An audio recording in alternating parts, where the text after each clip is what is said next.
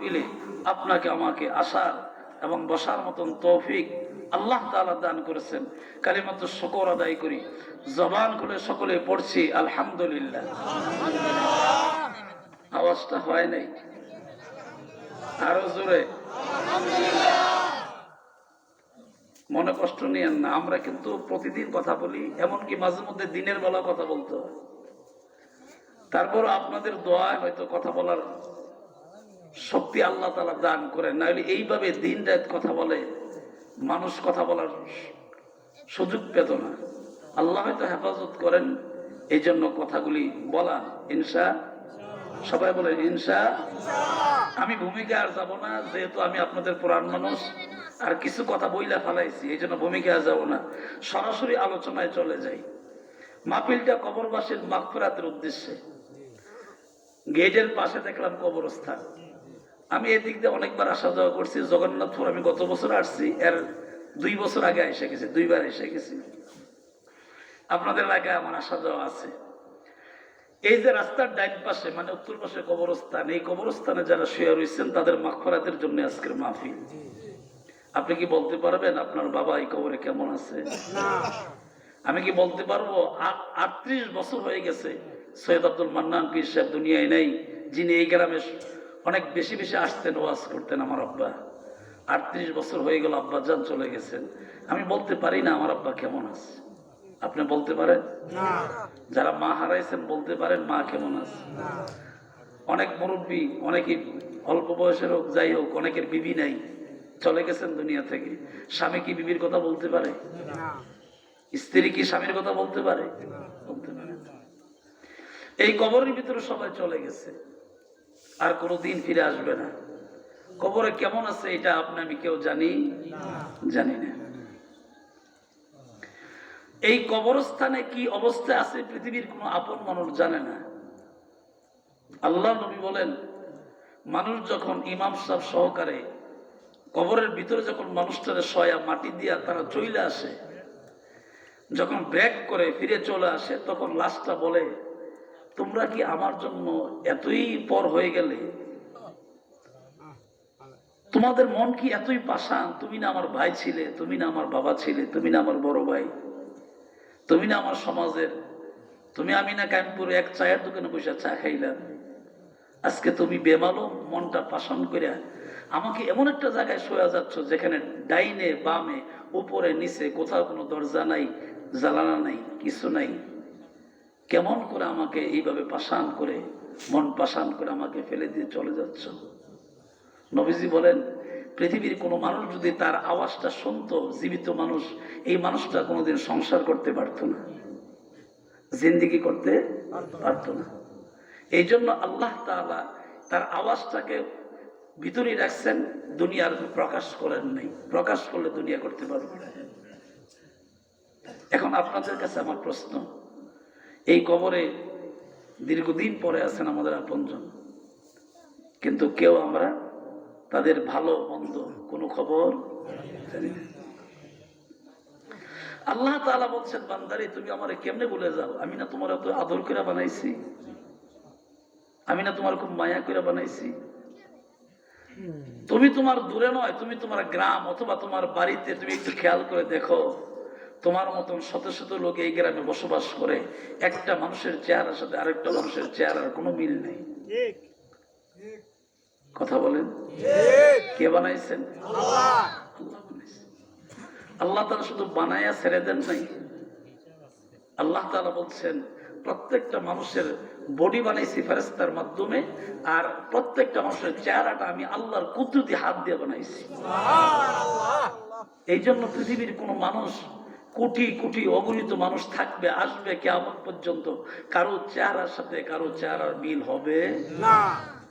এক নাম্বার 2, যদিও মাঝে মধ্যে জমক ভাই একরকম দেখা যায়, চেহারা একরকম দেখা যায়, কিন্তু একটু খেয়াল করলে দেখবেন মোটামুটি কিছু না কিছু পার্থক্য আছে। আর সবচেয়ে আল্লাহ তাআলার আশ্চর্য বিষয় হলো সৃষ্টিজীবের সকল মানুষের সব মিল হইতে পারে, কিন্তু এই যে একটা আছে না, এটা কিয়ামত পর্যন্ত কারোর সাথে কারো মিল হবে। এই আয়নার কারিগরটাকে আল্লাহ। তাআলা বলছেন والتين والزيتون وطور سينين وهذا البلد الأمين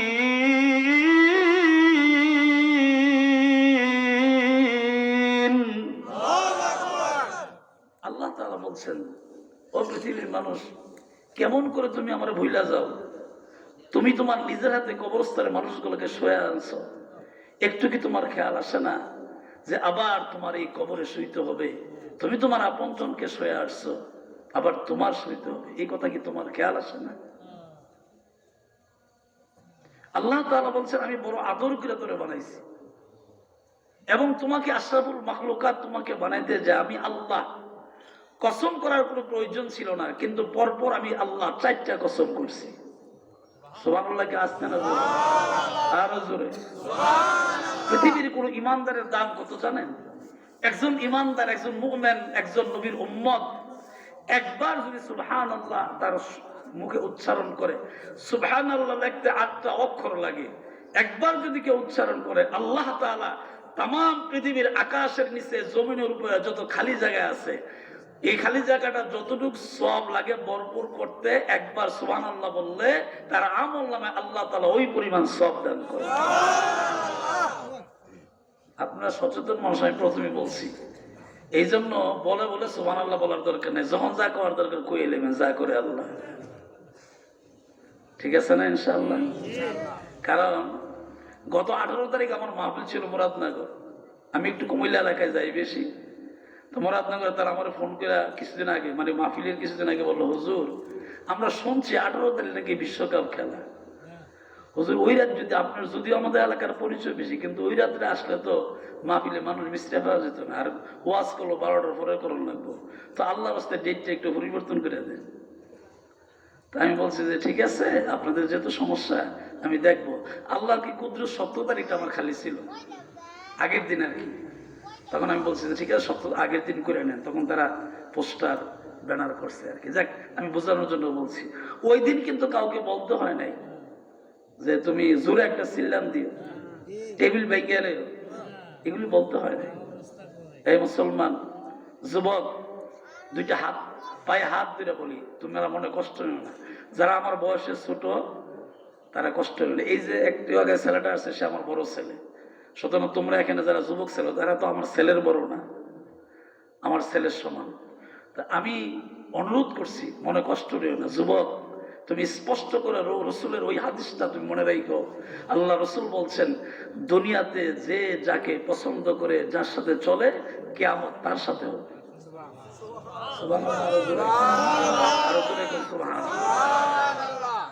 এই যুবক সারা বাংলার যুবকেরা 18 তারিখ এর আগে পরে তোমরা যাদের জন্য পাগল হয়েছে আল্লাহর কসম এগুলি মুসলমান বিদ্বেষী মুসলমান পছন্দ করে না নাম্বার 1 নাম্বার 2 ওরা যেই পোশাক পরে এটি মুসলমানের পোশাক নয় প্যান্ট শার্ট পরে কোনো সমস্যা নাই এটা ইসলামের নিষেধ নেই কিন্তু ওরা যে পোশাক পরে এই পোশাক মুসলমানের পোশাক না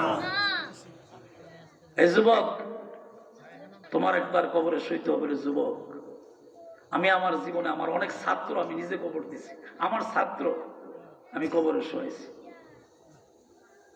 আসুন মূল কথার দিকে যে আল্লাহ বলছেন এত আদর করে যে তোরে বানাইলাম আমি আল্লাহর নিজ কুদরতি হাত দিয়া তোর চেহারা মুখমণ্ডলটা বানাইলাম একদিন কি চিন্তা করলি না রে যুবক একদিন কি চিন্তা করলি না বান্দা আমার কাছে আবার তোমার ফিরে আসতে হবে সুবহানাল্লাহ কার কাছে ফিরে যেতে হবে থাকার কোন ক্ষমতা আছে আল্লাহ বলেন মিনহা খালাকনাকুম ওয়া ফিহা নুঈদুকুম ওয়া মিনহা নুখরিজুকুম তারাতান উখরা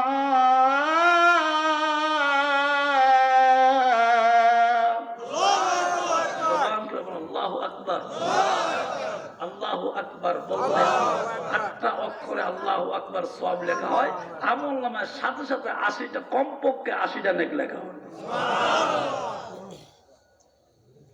এই মুসলমান ভাই আমার বাবারা আমার যুবকেরা আমার মা বোনেরা মনোযোগ সহকারে কথাগুলি শুনবেন আমি ছোট কিন্তু আল্লাহর কালাম পৃথিবীর সমস্ত সৃষ্টি জীবের চেয়ে বড়। ঠিক কিনা জোরে কোন? আল্লাহর কালাম ফাঁকি সব জায়গায় দেওয়া যায়, এই জায়গায় দেওয়া যায় না। ঠিক কিনা জোরে কোন?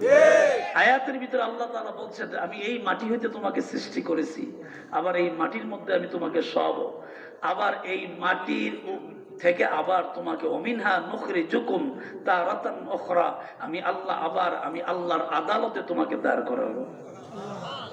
ঠিক কিনা জোরে কোন? ফাঁকি দেওয়ার মতন কোনো ব্যবস্থা আছে? কোনো ব্যবস্থা নাই। আল্লাহ তাআলা আমাদেরকে বানাইতে যায় কত আদর করে, এটা তো আমাদের খেয়াল নাই। নবীজি ১৫০০ বছর আগে বলে গেছেন, কোন বান্দা যদি আল্লাহর সৃষ্টি জীব নিয়ে ১ ঘন্টা চিন্তা করে, আল্লাহ তাআলা তার আমল নামায় ৬০ বছর নফল ইবাদতের সব লিখে দেন। এই ব্যাপারে আমাদের কোনো চিন্তা নাই তো, আমরা উদাসীন। ফজর কই যায়, জোহর কই আছে, ইল্লা মাশাআল্লাহ সবাই না, কিছু কিছু মানুষ আছে তারা কই আছে এটা বলতে পারে না, কি দুনিয়াতে আছে না আখিরাতে আছে কই খবর নেই। দুনিয়া মুসাফির খানা কবর আখের ঠিকানা, দুনিয়া মুসাফির খানা কবর আখের ঠিকানা, কোই আগে রওয়ানা হাই কোই পাছে রওয়ানা, কোই আগে রওয়ানা হাই কোই পাছে রওয়ানা, জিন্দেগানি মেঘের পানি যাচ্ছে চলে যমুনা, জিন্দেগানি মেঘের পানি যাচ্ছে চলে যমুনা, টাকা করি সোনার বাড়ি রইবে পরে দুনিয়া। যুবক তুমি একটু চিন্তা করে দেখো, কত বাড়ি ঘর পরে রইল, মানুষগুলা কবরের ভিতরে চলে গেল। দুনিয়া মুসাফির খানা কবর আখের ঠিকানা, কই আগে রওয়ানা হাই কই পাছে রওয়ানা। ও যুবক মনে কইরো না তোমার মৃত্যুবরণ হবে না, আজ হোক আর কাল হোক তোমার একদিন না একদিন মৃত্যুবরণ হবে। কবরের ভিতরে সবাই তোমাকে নিয়ে শহীদ আসবে। আল্লাহ তাআলা ডাক যা বলবেন ওই জায়গা থেকে আমি আমার তোমাকে উঠাবো, কবরের ভিতর থেকে আমি যাইতে উঠাবো রে, ওই দিন তোমার আপন বলতে কেউ থাকবে না, কেউ থাকবে না। আপন বাবা সন্তানকে দেখে পালাইয়া যাবে, আমার কথা না, এই যে কোরআন, কোরআনের কথা। আপন স্ত্রী স্বামীর দেখে পালাই যাবে। অবশ্য আমরা তো মা বাবারে কম শ্রদ্ধা করি না, স্ত্রীর কম আদর করি না, সন্তানরা তো আরো বেশি করি। ঠিক কিনা জোরে করি? নিজে না খাইয়া সন্তানকে খাওয়াই। হাসরের ময়দানে সমস্ত আপন মানুষগুলো আমার বিপদ থেকে দূর হয়ে যাবে। আল্লাহ নবী বলেন মিজানের পাল্লায় যখন তোমাকে ওজন দেওয়া হবে, তোমার পাশে কেউ দাঁড়াবে না, কোনো আপন তোমার পরিচয় দিবে না। ওই সময়টা হবে তোমার জন্য সবচেয়ে কঠিন একটা সময়, সবচেয়ে কঠিন একটা সময়।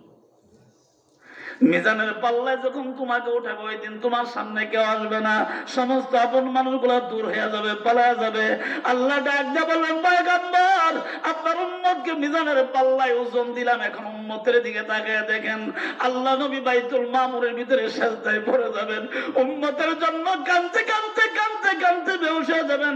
আল্লাহকে ডাক দিয়ে বলবেন আল্লাহ গো আমার উম্মতকে আপনি মিজানের পাল্লায় তুলে জাহান্নামে দিয়েন না গো আল্লাহ, মেহেরবানি করে আমার উম্মতের জন্য তাইফের জমিনে মার খাইছি, উহুদের জমিনে আমার লোহার করা ঢুকছে, আমার দাঁত গুলা শহীদ হয়ে গেছে, আমার দাঁত মুবারক গুলা খুলে খুলে খসে খসে পড়ে গেছে। আমি এই দিনের জন্য মক্কার জমিন ত্যাগ করে আমি মদিনায় হিজরত করেছিলাম উম্মতের জন্য। ও প্রাণের আল্লাহ উম্মতকে আপনি জাহান্নামের আগুনে দিবেন না গো আল্লাহ, অন্ততপক্ষে আমার দিকে তাকাইয়া আমার উম্মত গুলাকে আপনি বেগুনা মাসুম বানাইয়া জান্নাতের মেহমান বানাইয়া দেন। ওই দিন খুব তো আমরা পাগল হয়ে গেছি, আমরা খুব পাগল হয়ে গেছি দুনিয়ার জন্য। আমার ছেলে মেয়ে, আমার সংসার, আমার টাকা পয়সা, আমার বাড়িঘর আরো দরকার, আরো দরকার। যে নবী তাইফের জমিনে মার খাইলেন, এই নবীর জন্য কি একটু চোখ দিয়ে পানি আসে না? যেই নবী মক্কা থেকে বাধ্য হইয়া আল্লাহর হুকুমে হিজরত করে মদিনায় গেলেন, ওই নবীর কথা কি মনে পড়ে না? ওই নবীর জন্য কি চোখ দিয়ে কান্না আসে না? আল্লাহ নবী বলেন আমি যখন মক্কা থেকে গভীর রাতে যখন আমি মদিনায় হিজরত করার জন্য আমি রওনা দিলাম, আবু বকর সিদ্দিক রাদিয়াল্লাহু তাআলা বাড়িতে দৌড়ায় গেলাম। আবু বকর রে আবু বকর, ডাক দিতে দেরি হইল, লাব্বাইক ইয়া রাসূলুল্লাহ, জবাব দিতে দেরি হইল না, রাত্র গভীর ছিল। আল্লাহ নবী জিজ্ঞাসা করে, আবু বকর রে, গভীর রাতে তোমাকে ডাক দিলাম, তুমি কেমন করে জবাব দিলা? আল্লাহ নবীর চেহারার দিকে তাকাইয়া আবু বকর সিদ্দিক রাদিয়াল্লাহু তাআলা জবাব দিলেন, পয়গম্বর, যেদিন আপনি বলছিলেন মক্কার পরিবেশ ভালো না, যে কোনো সময় হিজরত করা লাগতে পারে, ওই দিন থেকে আল্লাহর কসম আমি আবু বকর বালির সঙ্গে মাথা লাগাইয়া কোনোদিন ঘুমাই নাই। আশেকের রাসূল পোস্টার এলে ওই বাদাই, পোস্টার এলে আশেকের রাসূল ওন জানা।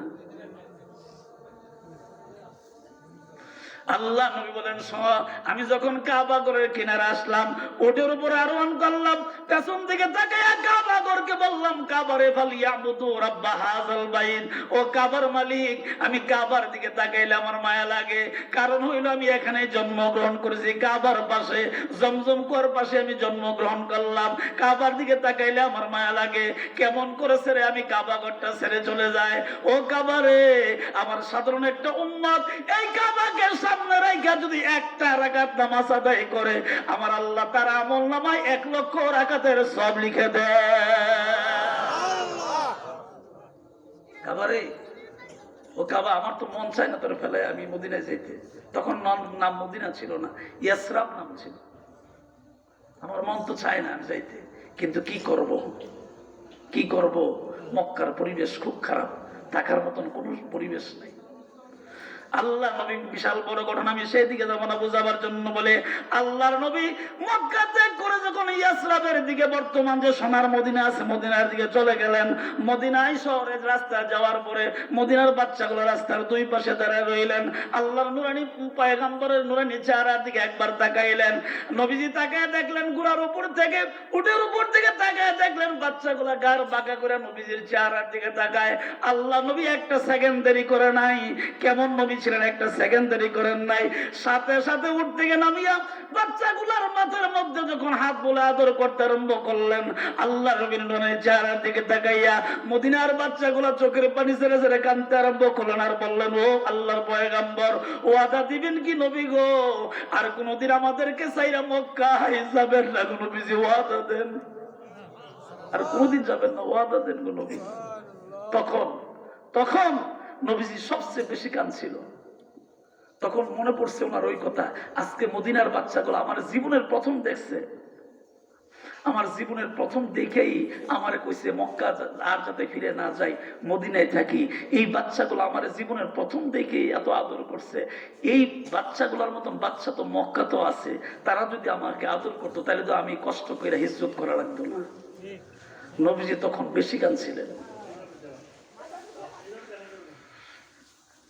এই জন্য আপনাদের কাছে আমার অনুরোধ, কবরের দিকে তাকাইয়া, কবর মাসের মাহফিল এই জন্য কবরের কথা বলছে, কবরের দিকে তাকাইয়া দেখেন, আল্লাহ ডাক দিয়ে বলেন, কিয়ামতের ময়দানে আমি আল্লাহর আদালতে তোমাকে যখন হাজির করব, দুনিয়ার কোনো আপনজন তোমার কাছে আসবে না। আল-ইয়াউমা নাহতিমু আলা আফওয়াহিহিম ওয়া তুকাল্লিমুনা আইদিহিম ওয়া তাশহাদু আরজুলুহুম বিমা কানু ইয়াকসিবুন।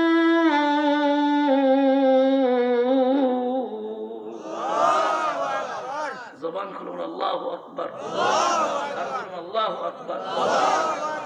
বলেন, ওই কিয়ামতের দিন আমি আল্লাহ তোমাকে দাঁড় করাবো এবং তোমার অঙ্গ প্রত্যঙ্গ গুলোকে কথা বলার জন্য আমি আল্লাহ তাআলা অর্ডার করব।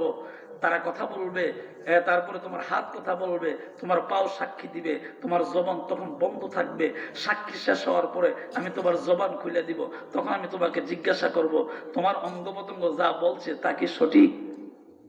তখন বান্দা বাধ্য হইয়া বলবে, কারণ মিথ্যা বলার আর কোনো সুযোগ নাই, তখন বলবে নাম, যা বলছে তা সঠিক। ওই সময় মানুষ 2 শ্রেণীর হবে। আজকে হুজুরার ভিতরে দলের অভাব নাই, আল্লাহ বলছেন দল মাত্র 2টা। কথা কয় না, এই মিয়া দল কয়টা?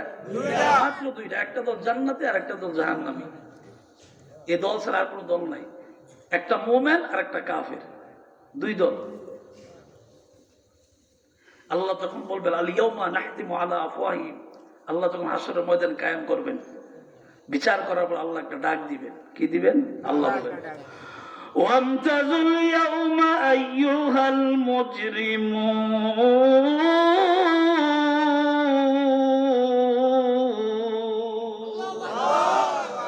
আল্লাহ পাক ডাক দিবেন। ডাক দেওয়ার পরে জান্নাতি মানুষগুলো ডাইন পাশে চলে যাবেন, জাহান্নামী মানুষগুলো ডাইন পাশে চলে যাবেন। দল কয়টা হইল? হুজুরের ভিতরে তো দল কিরে, কোরআন শরীফ তো একটা। তাহলে বোঝা গেল বেশি দল করার পেছনে স্বার্থ আছে। কথা কয় না? বেশি দল ভালো নয়। কোরআন সুন্নাহর কথা বলেন মিয়া, কিয়ামতের দিন আপনার আল্লাহর দরবারে জবাব দিতে হবে। আল্লাহ বলছেন কিয়ামতের মধ্যে দুই দল, একটা জান্নাতি স্পষ্ট আর একটা জাহান্নামী। এবং আমি আল্লাহ যখন ওয়ামতাজুল ইয়াউমা আইয়ুহাল মুজরিমুন কে ডাক দিব, সাথে সাথে মানুষগুলা দুই ভাগে বিভক্ত হয়ে যাবে। জান্নাতি মানুষগুলা জাহান্নামী কাতারে যাইতে পারবে না, জাহান্নামী মানুষগুলো জান্নাতের কাতারে যাইতে পারবে না। জাবেদুর করতে 1 ইঞ্চি পরিমাণও কারো বাবার ক্ষমতা নাই যে একটু লড়াচড়া করবে। যেখানে যাকে বললো ওই জায়গায় দাঁড়ায় থাকবে। দুনিয়ায় বহু ক্ষমতা দেখানো যায়, ওই জায়গায় চলবে না। আসুন আমি আমার আয়াতের দিকে আবার ফিরে যাই। আল্লাহ পাক বলছেন যে আমি তোমাকে এই পৃথিবীতে পাঠাইছিলাম, আবার এই পৃথিবী থেকে মাটির নিচে নিয়ে গেছি, আবার মাটির উপরে মাটি থেকে আবার উঠাইয়া তোমাকে হাসরের ময়দানে হাজির করব। এই আলোচনা আবার ফিরে আসবো। আল্লাহ তাআলা এর আগে আগে বলছেন আমি আল্লাহ যে তোর এত আদর করে বানাইছি, আমার জন্য কি তোর মায়া লাগে না? আমি আল্লাহ যে মানুষগুলাকে তোর হাতের মাধ্যমে কবরে শোয়াইছি, একটু কি চিন্তা লাগে না কবরে তোমার যাওয়া লাগবে? একটু কি চিন্তা লাগে না? এই জন্য কবিতার ভাষায় বলছেন যারা জ্ঞানী মানুষ, বুদ্ধিমান মানুষ, তারা এই কথাটা বারবার আল্লাহর কথা বলে। আল্লাহ আল্লাহ क्या मुबारक नाम है, अल्लाह अल्लाह क्या मुबारक नाम है, अल्लाह अल्लाह आशिकू का काम है, अल्लाह अल्लाह आशिकू का काम है। এখন ডক্টরের ডিগ্রি শিক্ষিত অভাব নাই, আর আগের গরিব মানুষ সনাগর বইয়া বিয়া সকালে বিকালে আল্লাহর জিকির করত। আর এখন